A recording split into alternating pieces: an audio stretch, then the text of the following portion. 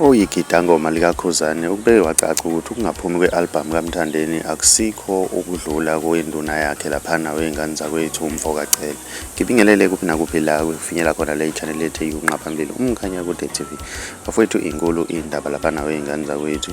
Oyigida ngoma laphana likaKhuzani ugijime waya laphana ey'nkundleni zokuxhumana wafike wabhala ukuthi ukungaphumi kwe-CD akusikho ukuthi ushone induna laphana wey'ngane zakwethu. UMthandeni wakwazi ukucula ashonelwe unina. Mina ngiyafisa ukwazi ukuthi wena ngabe kuthini wakuphawula ngalolu daba.